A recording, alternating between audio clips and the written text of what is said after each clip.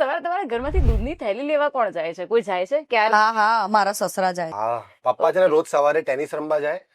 5:30 5:30 થી 6:30 ટેનિસ રમે, ટેનિસ રમી અને દૂધ લઈને ઘરે આવે.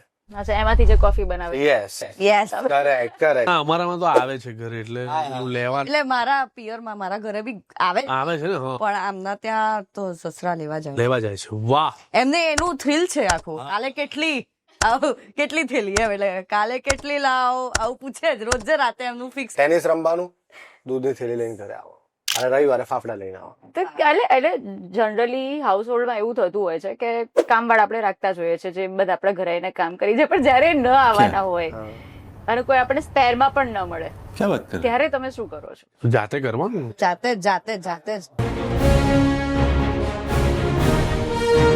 કપડા સુકવવાના, પછી દોરીથી ઉતારીને મૂકી દેવાના. જો વધારે ટાઈમ હોય તો એને ઘડી વાળવા.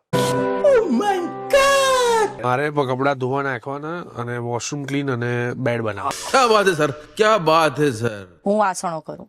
अरे बेटे तुझे थकान नहीं लग रही क्या?